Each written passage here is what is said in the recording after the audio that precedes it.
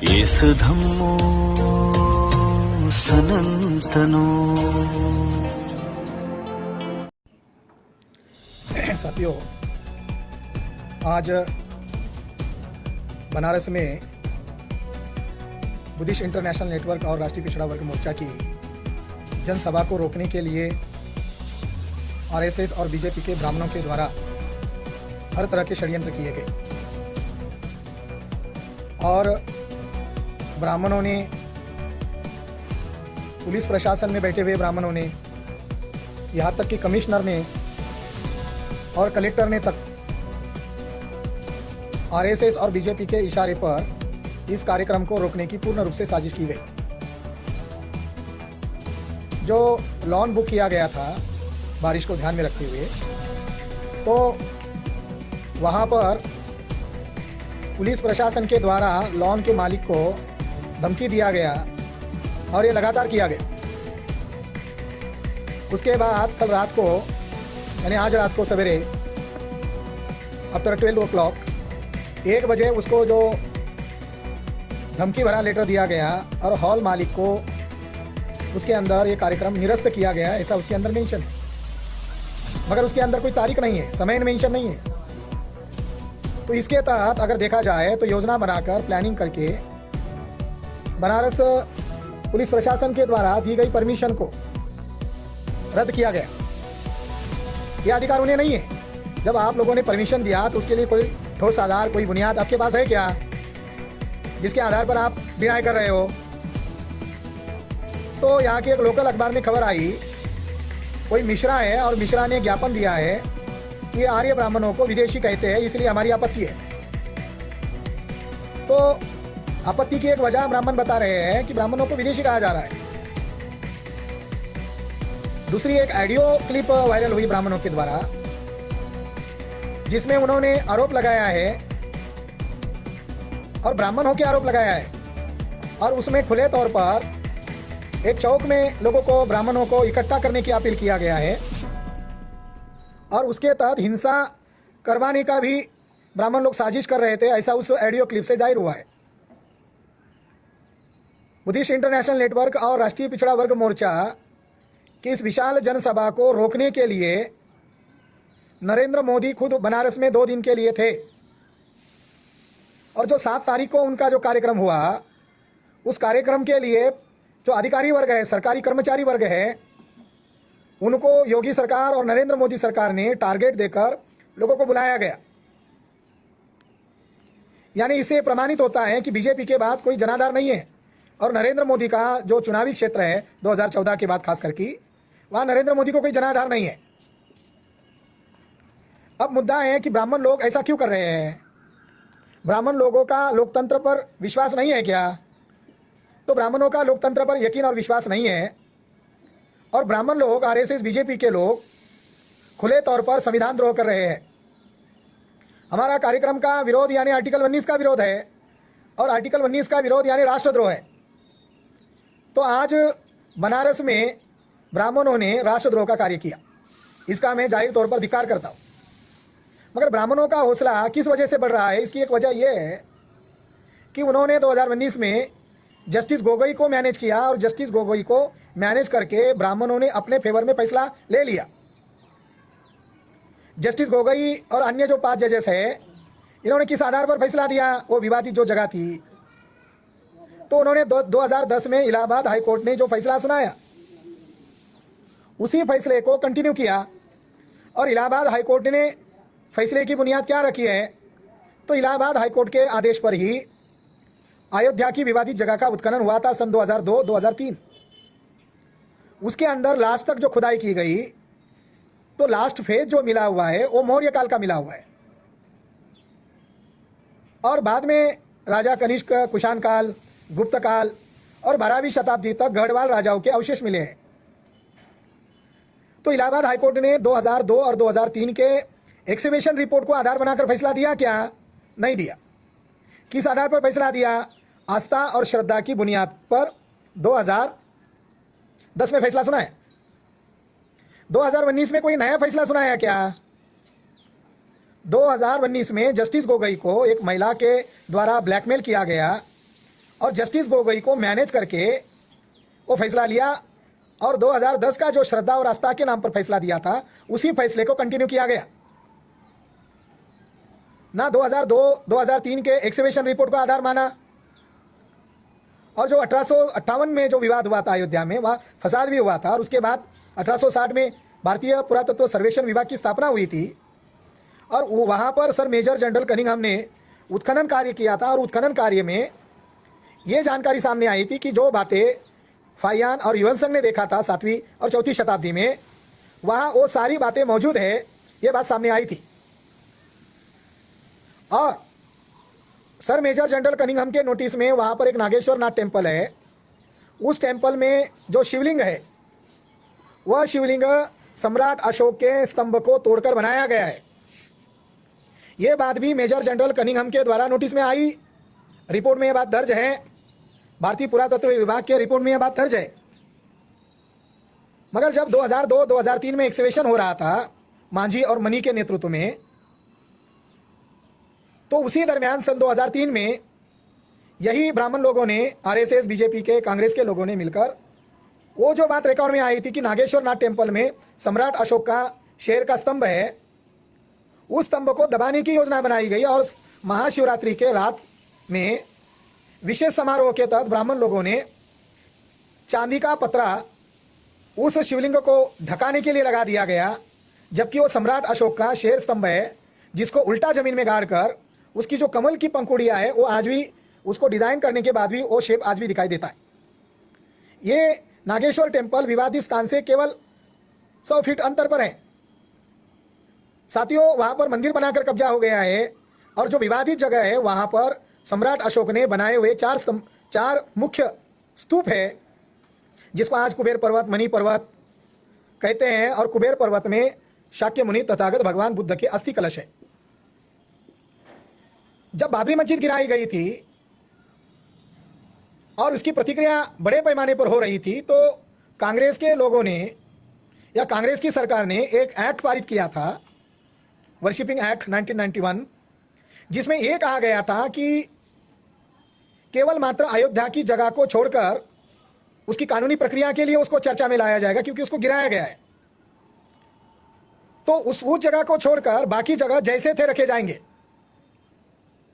अब यह act parliament ने पास किया है, यह एक्ट आज भी लागू है, और आरएसएस, बीजेपी, विश्व हिंदू परिषद के लोगों ने 4000 मस्जिदों को स्पॉट किया है ऑल इंडिया में, और वो उस पर विवाद करना चाहते हैं। और ब्राह्मण लोगों ने उस एक्ट को खारिज किए बगैर, चर्चा विमर्श से रद्द किए बगैर, वो लोग आज काशी और मथुरा की सुनवाई कर रहे हैं। पार्लियामेंट में जो कानून पास किया वर्शिपिंग एक्ट, उसको रद्द किए बगैर ये लोग बनारस कोर्ट में सुनवाई कैसे कर रहे हैं, इलाहाबाद हाई कोर्ट में सुनवाई कैसे कर रहे हैं, ये बहुत बड़ा सवाल है। मगर जो 4000 स्थान वो डिसाइड कर रहे हैं, वो 4000 स्थान मूलतः बौद्ध स्थान है, बुद्धिस्ट स्थल है। तो ब्राह्मण लोगों ने लॉकडाउन का सहारा लेकर योजना करके साकेत पर कब्जा किया है, मगर साकेत में अन्य बौद्ध स्थान अभी भी बचे हुए हैं। इसको बचाने का मामला अब हम टेक ओवर कर रहे थे, आज उसका निर्धारित कार्यक्रम था। तो ये बात ब्राह्मणों को पता चली कि ये लोग बौद्ध स्थानों को चर्चा कर रहे हैं, और आरएसएस, बीजेपी के लोग मंदिर मस्जिद के नाम पर भारत के मूल निवासी बहुजनों की जो विरासत है उसके ऊपर नाजायज तरीके से कब्जा करना चाहते हैं। तो ब्राह्मण लोग 2024 का चुनाव हिंदू मुसलमान के नाम पर लड़ना चाहते हैं, और कई मुस्लिम नेताओं को, मौलानाओं को अमित शाह और नरेंद्र मोदी के दबाव में लाकर आरएसएस के हिंदू राष्ट्र का कुछ मौलाना समर्थन कर रहे हैं। उत्तर भारत के एक बहुत बड़े मौलाना है, उनका एक वीडियो गुप्त मीटिंग का लीक हुआ, जिसमें उनको दबाव डाला जा रहा है, और वो मान्य कर रहे हैं कि हिंदू राष्ट्र अगर बनता है तो इसमें मुसलमान का ज़्यादा फायदा है। अरब कंट्री में जितना फायदा नहीं है, उससे ज़्यादा फायदा हिंदू राष्ट्र में है। तो ब्राह्मण लोग एन केन प्रकारेण मौलानाओं को डराकर या मुस्लिम तंजीमों को डराकर एक राजनीति खेल रहे हैं, गंदी राजनीति खेल रहे हैं। तो साकेत के बाद उनका जो हौसला बढ़ गया है उसको रोकना जरूरी है, और उनको दुनिया के पटल पर नंगा करना जरूरी है। इसलिए आज बनारस में सारनाथ में यह कार्यक्रम आयोजित किया गया। पहले यह कार्यक्रम आदरणीय भंते अनागारिक धम्मपाल, इनकी जो जगह है वहां पर होने वाला था, वहां जो इंटर कॉलेज है, मैदान है, वहां पर होने वाला था। मगर हैंडबिल भी बन गया, उन्होंने अनुमति तक दे दी। उनके जो वहाँ चलाने वाले जो शिष्य वर्ग है, भिक्खु हैं, वो खुश हुए। उनको ये कहा गया कि अनागरिक धर्मपाल का अधूरा रहा कार्य कोई हम चला रहे हैं, हम उनके शिष्य हैं। जैसे हैंडबिल बन गया, उनकी अनुमति से हैंडबिल बन गया, तो उधर से उन भिक्खुओं ने मैसेज दिया मिलने के लिए आओ, और कहा कि हम आपकी परमिशन निरस्त करते हैं। हमारे साथियों ने पूछा क्यों कर रहे हैं, तो उन्होंने कहा कि ऊपर से आरएसएस बीजेपी के द्वारा हमें दबाव लाया जा रहा है। मेरे से उनकी बातचीत हुई तो मैंने उनको कहा, अनागरिक धर्मपाल जी ने आखिरी सांस सारनाथ में छोड़ी थी, और उन्होंने यह तक कहा था कि मैं ब्राह्मणों के चुंगल से बुद्ध के पवित्र धर्मस्थलों को एक जिंदगी में आज़ाद नहीं किया, मगर मुझे और जिंदगी मिलती या मुझे और जन्म मिलेगा तो भारत की धरती में ही मुझे पैदा करो, ताकि मैं ब्राह्मण के चुंगल से बुद्ध के पवित्र स्थानों को आज़ाद करा सकूं। तो उन बनते को हमने उस बात को याद दिलाया और उनको यह तक कहा कि आप हमें ओरली इनकार मत करो, आप लिखित में हमारी परमिशन को रद्द करो। ये आज से 22 दिन पहले की बात है। ये डेवलपमेंट कैसा हो रहा था। हमने उनको कहा कि हम हर हालत में वहीं पर कार्यक्रम करेंगे। हम भी देखना चाहते कि हमारे बनते लोग और वो भी अनागरिक धर्मपाल जी को मानने वाले लोग, क्या वो आरएसएस के साथ है या हमारे बुद्धा और अशोका की विरासत के साथ है। साथियों, हमने भी मान लिया कि उनके लोगों पर दबाव डाल दिया जा रहा है, तो अब इस कार्यक्रम को हर हालत में किया जाए। तो इसके लिए हमने एक लॉन बुक किया और कल तक का उसका डेवलपमेंट है। पुलिस प्रशासन ने परमिशन दिया है। ऐसा नहीं है कि हम परमिशन के लिए गए और उन्होंने परमिशन नहीं दिया, परमिशन मिल चुकी है। और लाखों की संख्या में पूरे उत्तर प्रदेश से लोग निकल पड़े थे। तो ब्राह्मण लोगों ने, गुप्तचर विभाग ने इसकी जानकारी लिया होगा। तो दूसरा शॉकिंग न्यूज ये आ गया कि उन्होंने 9 जुलाई को यानी आज से ट्रेन रद्द कर दी। बनारस मंडल की ढेर सारी जो ट्रेन है जो बनारस में पहुंचती है, वो ट्रेन को उन्होंने रद्द किया।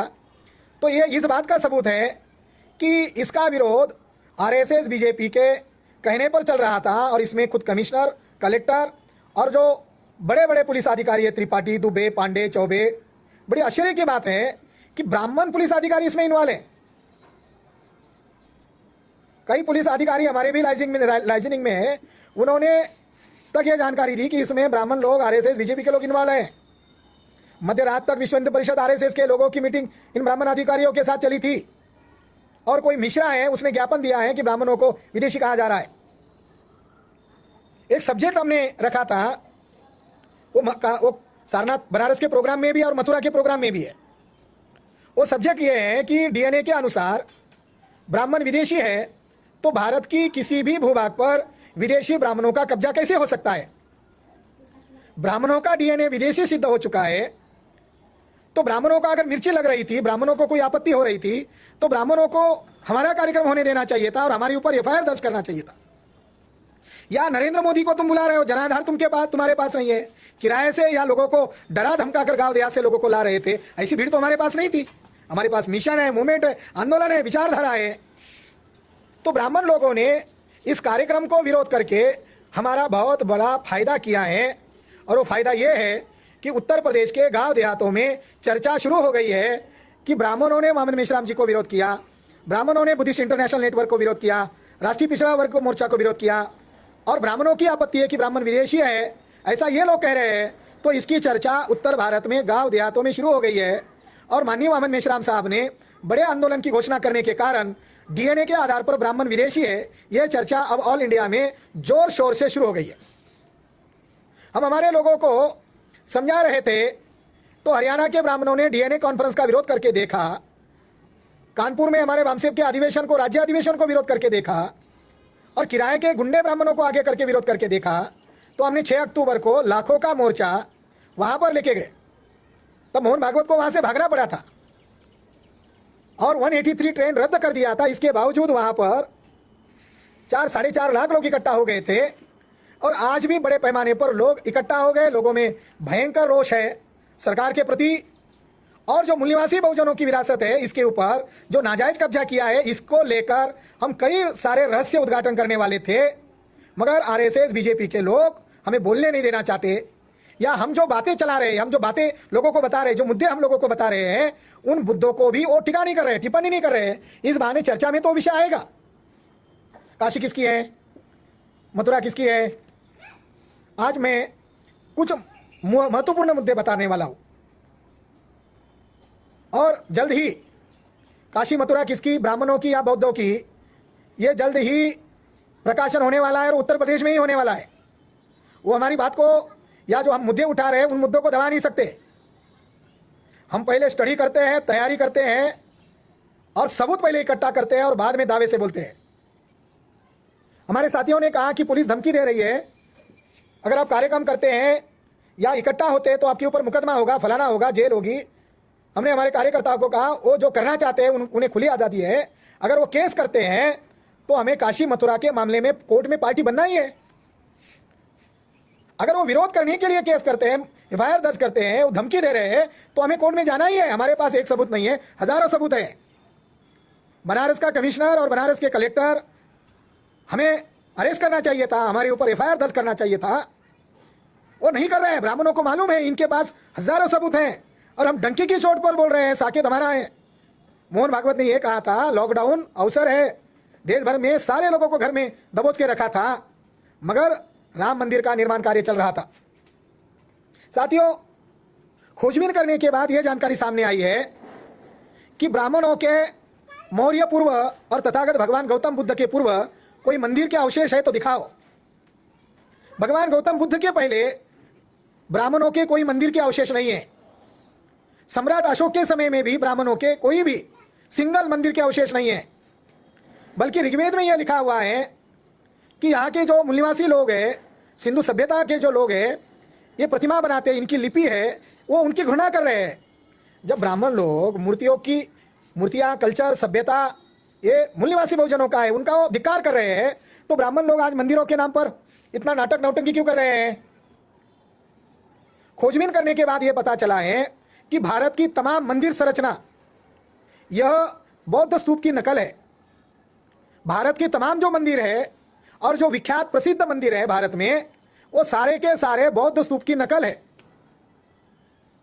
और उसकी जो दिशा है, उसकी जो संरचना है, उसका जो आकार है, वो सारा का सारा बुद्धिस्ट का स्ट्रक्चर पर खड़ा है।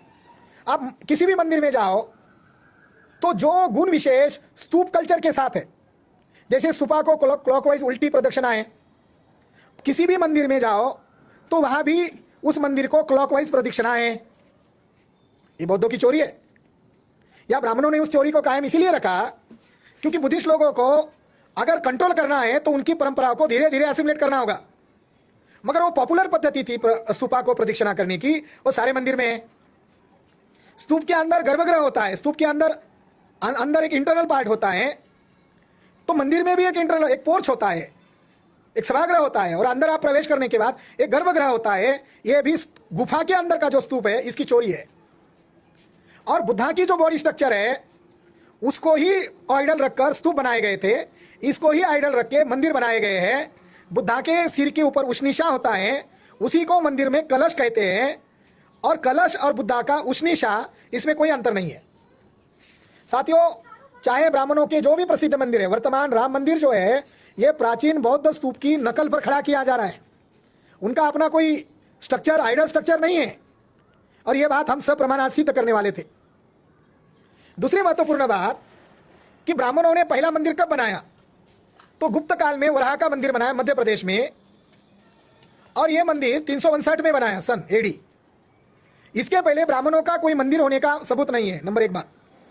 नंबर दो बात, ब्राह्मणों के पुराणों में, ब्राह्मणों के धर्म ग्रंथ में और 5वीं-6वीं शताब्दी में लिखे गए अथर्ववेद में स्पष्ट तौर पर लिखा हुआ है, ब्राह्मणों के लिए संदेश लिखा हुआ है कि हे आर्य ब्राह्मणों, तुम लोग काशी बनारस मत जाओ, यहां तक कि वंग यानी बंगाल मगध में भी मत जाओ, क्योंकि वहां बौद्धों के सेंटर है, बौद्धों के मुख्य केंद्र है, और वहां जाने से आपको कोई भी प्रायश्चित करने से आपकी मुक्ति संभव नहीं होगी।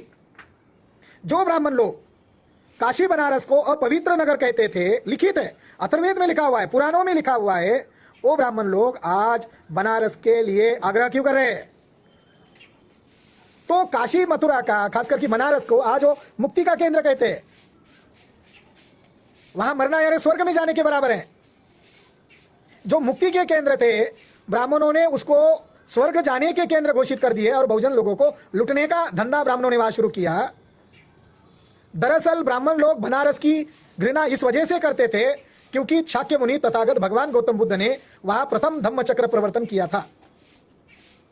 साथियों, 1935 में सर प्रिंसेप और उनके शिष्य सर मेजर जनरल कनिंघम ने सन 1835 में पहली बार सारनाथ में उत्खनन किया। बाद में 1853 में भी हुआ, 1860 में भी हुआ। कई आर्कोलॉजिस्ट लोगों ने उसका उत्खनन किया और उसके report sir major general Cunningham ने प्रकाशित किए हैं। उस रिपोर्ट का यह कहना है कि भिक्षु लोग जब भोजन कर रहे होंगे तब ब्राह्मण लोगों ने अचानक तरीके से सारनाथ पर अटैक किया और सारनाथ में भिक्षुओं का कत्लेआम किया और उत्खनन में कोयला, जला हुआ कोयला बहुत बड़े पैमाने पर मिला। और जो किट्टो जो उद्घाटन जिन्होंने और एक उत्खनन किया था, और सर मेजर जनरल कनिंघम ने अपने साथियों के भी अन्य रिपोर्ट का हवाला देकर यह लिखा हुआ है कि सारनाथ बनारस में बहुत बड़े पैमाने पर ब्राह्मणों ने, विधर्मियों ने हिंसा अभियान चलाया और बौद्ध स्तूपों को डैमेज किया, भिक्षुओं का कत्लेआम किया। 7वीं शताब्दी में सारनाथ में 3000 भिक्षु रहते थे, जिसको उत्तर काशी बोलते हैं। और जो दक्षिण काशी है, जहाँ पर आज ये मंदिर मस्जिद का विवाद चल रहा है, वहां पर भी सम्राट अशोक के 2 बड़े विहार थे। उन विहार का नाम युवनसंग बोलते हैं, वो आनंद वन विहार था। वहां पर भी बड़े पैमाने पर भिक्षु निवास करते थे। और वो जो आनंद वन का जो विहार है, वह 8वीं हर्षवर्धन राजा के बाद कन्नौज राजा आए और कन्नौज के गढ़वाल राजाओं ने बौद्ध विरासत को प्रोटेक्ट करने का काम किया। 12वीं शताब्दी में कुमार देवी ने सारनाथ में 9 मंजिला बौद्ध भिक्षु और भिक्षुणियों का विहार बनाया था, संग्राम बनाया था। और धम्मेक स्तूप को जो ब्राह्मणवादियों के द्वारा तोड़ा गया था, उसको प्रोटेक्ट करने का काम भी कुमार देवी ने किया था।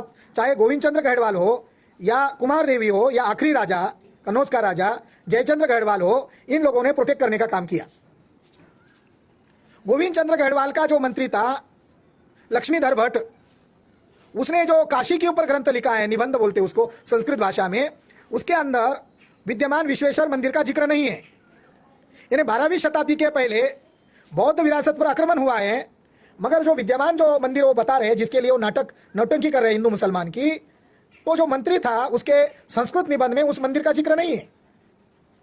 13वीं शताब्दी के बाद ब्राह्मण लोगों ने मुगल आक्रमणकारी लोगों के साथ समझौता किया और समझौता करके अगल बगल में मंदिर मस्जिद खड़े किए।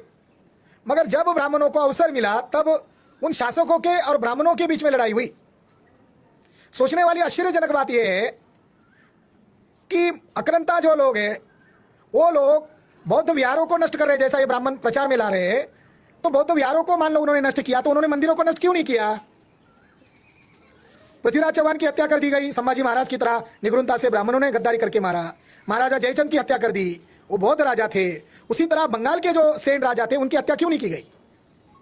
अगर ब्राह्मणों की भाषा में या मुगल उस समय समस्त प्रजा को हिंदू प्रजा कह रही थी, तो बंगाल के सेन राजाओं का कत्लेआम क्यों किया गया? सेन जो ब्राह्मण राजा थे, उनको प्रोटेक्ट करने का काम अक्रंता मुगल मुस्लिम आक्रांताओं ने किया और ब्राह्मणों ने ही नालंदा, तक्षशिला, विक्रमशिला, उदंतपुरी ये महाविहार जलाए। आज ये बातें गलत बता रहे। साथियों, वर्तमान जो विवादित स्थान है, वहां पर एक पंडित ने, एक ब्राह्मण ने वेश्यालय तक शुरू किया था। ऐसा संस्कृत काव्य भी हमें उपलब्ध हुआ। ये जो मंदिर के नाम पर चिल्ला रहे हैं, वहां पर एक ब्राह्मण ने वेश्यालय की बस्ती का निर्माण किया और उसने ही उस मंदिर में वेश्यालयों को पहली बार एंट्री दिया। तो इनके मंदिर दुराचार के अड्डे बने हुए थे। और कितने दुराचार के अड्डे बने हुए थे, तो एक ब्राह्मण ने वो लिख कर रखा हुआ है, उसका काव्य, अश्लील काव्य। और सारे हिस्टोरियन को मालूम है, बनारस हिंदू यूनिवर्सिटी के प्रोफेसर्स लोगों को मालूम है। मगर वहां के बदमाश ब्राह्मण लोग सही इतिहास को छुपा रहे हैं और ब्राह्मणों के वर्चस्व को कायम करने के लिए वो लोग षड्यंत्र कर रहे हैं। तो विद्यमान जो मंदिर या मस्जिद का ढांचा कह रहे हैं, उसके नीचे आनंदवन महाविहार है जो सम्राट अशोक द्वारा निर्मित है और उसके ऊपर वो नाजायज तरीके से कब्जा करना चाहते हैं। अब वर्तमान में ब्राह्मण लोग क्या हासिल करना चाहते हैं? न्यायपालिका को मैनेज कर लिया जाता है। जब राजीव गांधी को लोकसभा का प्रचार करना था, तो उन्होंने ऑर्डर दिया फैजाबाद जिले के डिस्ट्रिक्ट कोर्ट के जज को कि वो विवादित जो जगह है जिसको ताला लगा हुआ है वो खोलो। और उसने बाजप्ता शिलान्यास किया और वहां से वो मामला शुरू हुआ। कांग्रेस, आरएसएस, बीजेपी के लोगों का एक ही मकसद है, ब्राह्मण राज को कायम करना। तो राजीव गांधी के कहने पर एक जज थे ब्राह्मण, उन्होंने काले बंदर को देखकर वो मायूस चेहरा हुआ ऐसा देखकर फैसला सुनाया और ताला खुलवाने का ऑर्डर दिया। जब मुलायम सिंह यादव मुख्यमंत्री बने तो ब्राह्मणों ने रिकमेंडेशन किया कि इसको पदोन्नति करनी चाहिए क्योंकि उसने ब्राह्मणवाद मजबूत करने के लिए काम किया, तो उसका विरोध किया था। मगर बीजेपी ने बाद में उसको हाईकोर्ट और सुप्रीम कोर्ट तक लेके गए। क्या ऐसे जजेस को देशभक्त माना जा सकता है कि वो बंदर को देखकर फैसला दे रहा है? और उसने अपनी बायोग्राफी में मान्य किया। क्या जस्टिस गोगोई को निरपेक्ष जज माना जा सकता है? वो मैनेज होकर उसने आरएसएस बीजेपी के समर्थन में फैसला दिया है। तो आरएसएस और बीजेपी के लोगों को ऐसा लग रहा है कि अब ईवीएम के द्वारा उनके पास सत्ता है और उसके द्वारा जजेस को मैनेज करना बहुत आसान है, क्योंकि सारे के सारे जजेस ब्राह्मण तो हैं। हाई कोर्ट के जजेस और सुप्रीम कोर्ट के जजेस ब्राह्मण तो हैं। वो कहाँ फैसला दे रहे?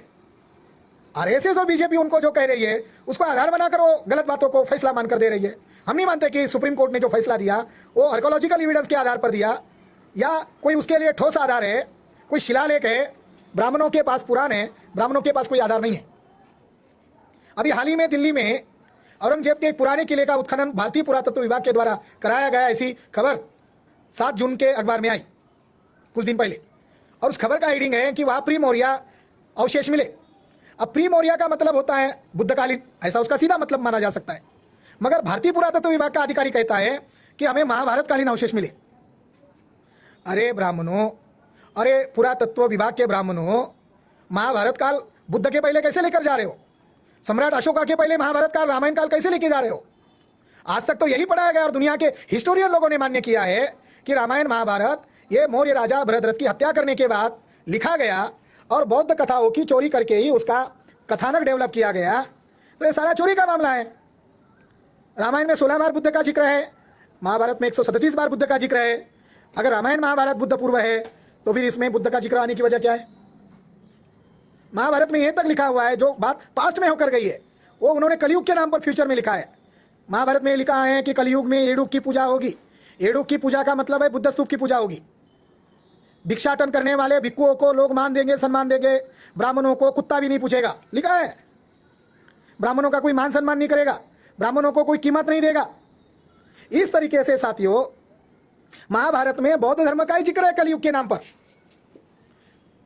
तो रामायण महाभारत ये बौद्ध धर्म के प्रतिक्रिया में लिखे हुए ग्रंथ है और ये सारी बातें डिस्क्लोज होने वाली थी। तो ब्राह्मणों को लगा इनको रोका जाए, मगर ब्राह्मणों ने हमें बहुत बड़ा अवसर दिया। इसके लिए उन अच्छे ब्राह्मणों को बहुत बहुत बधाई कि हम हमारी विरासत को बचाने के लिए मैदान में उतरे थे।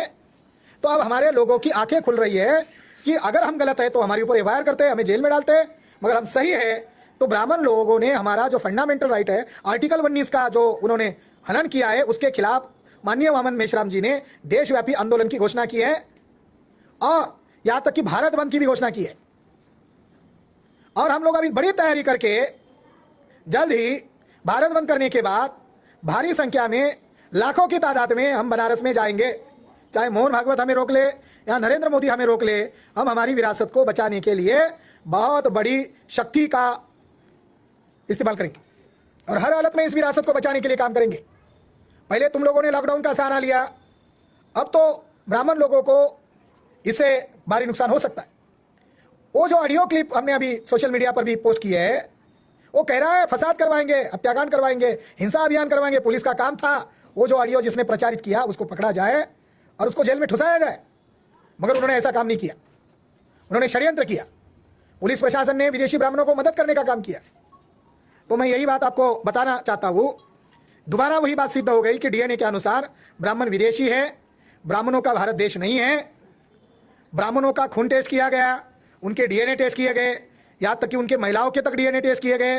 ब्राह्मण पुरुषों के डीएनए वेस्ट यूरेशिया से है, उनकी कम्युनिटी का नाम यामनिया कम्युनिटी है। और कई सारे रिपोर्ट बताते हैं ब्राह्मण अत्यंत जंगली, हिंसक, दुराचारी और कपटी नीच है। उन्होंने यूरोप और भारत में आकर बहुत बड़ा हिंसा अभियान कराया, ऐसे कई सारे रिपोर्ट कहते हैं। और दुनिया का सबसे बड़ा डीएनए साइंटिस्ट डेविड रिच, इन्होंने डीएनए की किताब पढ़ी, प्रसिद्ध की है। यह किताब ब्राह्मणों को दुनिया पर नंगा करने वाली किताब है। उस किताब का नाम है who we are and how got here. इसमें सबसे ज्यादा क्रूर जमात, जंगली जमात, असभ्य जमात ब्राह्मण यामनिया कम्युनिटी के बारे में लिखा है। ब्राह्मण जंगली है, असभ्य है, जिन्होंने वर्ण व्यवस्था बनाई, जिन्होंने छुआछूत निर्माण किया, जाति व्यवस्था में हमारे मूल निवासी लोगों को बांटा, आदिवासियों को जंगल में खदेड़ा, उन्होंने हमारी महिला को गुलाम बनाया। तो ब्राह्मण लोग सभ्य जमात नहीं है। ये डीएनए ने प्रूव कर दिया। तो ब्राह्मण विदेशी है, इसीलिए ब्राह्मणों का धर्म भी विदेशी है। ब्राह्मण विदेशी होने के कारण भारत के मिट्टी पर दावा करने का ब्राह्मणों को कोई भी नैतिक अधिकार नहीं है। जैसे ब्राह्मण लोग ब्रिटिशों को विदेशी कहते थे और उनको विदेशी कहना ही देशभक्त मानते थे, उसी तरह हम कहते हैं कि ब्राह्मणों को विदेशी कहना ही वास्तविक देशभक्ति है। ब्राह्मण विदेशी है, ये चर्चा उत्तर भारत में बड़े पैमाने पर शुरू हो गई और माननीय मेश्राम साहब का वीडियो रिलीज होते ही ऑल इंडिया में ब्राह्मण विदेशी है, इस चर्चा को प्राथमिकता मिल गई है। मोहन भागवत हो या बीएचयू का ज्ञानेश्वर चौबे हो या कोई भी त्रिपाठी पांडे दुबे हो, वो हमसे बहस करे डीएनए के मुद्दे पर, तब मानेंगे ब्राह्मणों में कोई पांडित्य है, कोई विद्वत्ता है। ब्राह्मण हमसे डिबेट करने के लिए डर रहे हैं, हमारी सभाओं को रोक लगा रहे हैं, हमारी बातों तक हमारे लोगों तक पहुंचने नहीं दे रहे, बल्कि उनके मीडिया ने हम लोगों पर पूर्ण रूप से ब्लैकआउट किया है। हम लोग हमारे संगठित रूप से एससी एसटी ओबीसी का राष्ट्रव्यापी संगठन बनाने के कारण हम हमारी बातों को हमारे बहुजन समाज के अंदर फैला रहे हैं, तो ब्राह्मणों में भयंकर डर का माहौल पैदा हुआ है।